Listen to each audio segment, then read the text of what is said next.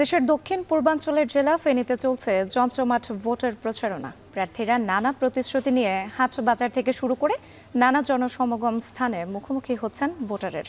বন্যা সংকট, দক্ষিণের 2 উপজেলার নদী ভাঙন পরিস্থিতি সহ নানা ইশতেহার দিচ্ছেন প্রার্থীরা।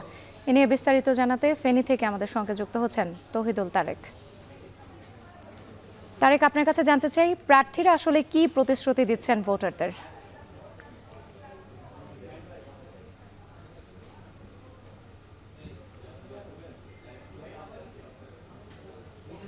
পূর্বাঞ্চলীয় শহর ফেনী এবং এই দেশ যে রেমিটেন্স যোদ্ধাদের যে অর্থনৈতিক চাকায় সচল থাকে, সেই রেমিটেন্স যোদ্ধাদের বড় একটি অংশ কিন্তু এই ফেনী জেলার বাসিন্দা। আমরা অবস্থান করছি এই জেলাতে ত্রয়োদশ জাতীয় সংসদ নির্বাচনকে সামনে রেখে। এই জেলার 3টি আসন থেকে প্রতিদ্বন্দ্বিতা করছেন প্রায় 26 জন প্রার্থী।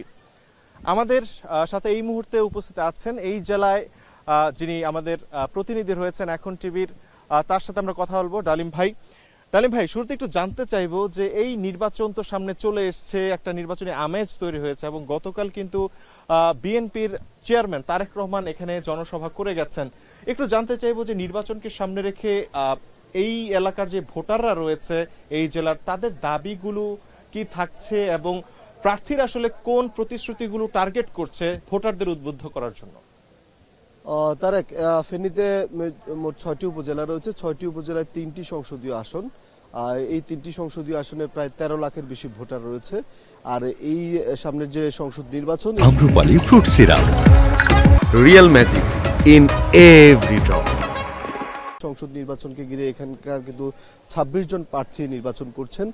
তারা কিন্তু ইতিমধ্যে ভোটের যে আমেজ সেটি তাদের মধ্যে দেখা যাচ্ছে। অপরদিকে যারা ভোট দিবেন তারাও কিন্তু বিভিন্ন ধরনের প্রতিশ্রুতি তাদের প্রার্থীদের কাছে চাচ্ছেন। মোটা দাগে ফেনীর যে মানুষ রয়েছে তাদের যে চাহিদাগুলো রয়েছে সেক্ষেত্রে প্রথম এবং প্রাধান্য পাচ্ছে সেটি হচ্ছে যে ফেনীর উত্তরের যে 3 উপজেলা ফুলগাজী, পরশুরাম এবং ছাগলনাইয়া এবং সেখানকার যে মুহুরী নদী রয়েছে, মুহুরী নদীর যে বাঁধ সেটি সংস্কার এবং দীর্ঘদিনের যে বন্যা সমস্যা সেটি সমস্যার নিরসন করা। আপনি জানেন যে 2024 সালে ফেনীতে যে ভয়ঙ্কর বন্যা হয়েছিল সেটির প্রভাব কিন্তু সারা বাংলাদেশেই পড়েছে এবং ফেনী জেলাতেই সেটির ক্ষতির যে সংখ্যা সেটি 2,500 কোটি টাকার বেশি এবং 30 জনের মানুষ কিন্তু প্রাণ হারিয়েছে।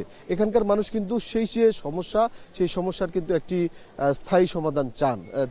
কোনো ধরনের টেকসই যে সমাধান, সেই সমস্যার যে সমাধান সেটির দিকে তারা যেতে চান। এছাড়াও ফেনীর মানুষের দীর্ঘদিনের দাবি, ফেনী কিন্তু প্রবাসী আয়ে সমৃদ্ধ একটি জেলা। এখানকার মানুষ দীর্ঘদিন ধরে চাচ্ছেন যে একটি মেডিকেল কলেজ, সেটি কিন্তু ফেনীর মানুষের স্বপ্ন। গতকাল তারেক রহমান ফেনী পাইলট হাই স্কুলের মাঠে যে সমাবেশ করেছিলেন সেখানে কিন্তু তিনি প্রতিশ্রুতি দিয়েছেন তার সরকার যদি গঠন হয় তাহলে ফেনীতে একটি মেডিকেল কলেজ তারা করবেন। এছাড়াও একটি পাবলিক বিশ্ববিদ্যালয়ের স্বপ্ন এখানকার ছাত্র শিক্ষার্থীদের রয়েছে। আমরা এখন ফেনী সরকারি কলেজের রয়েছি।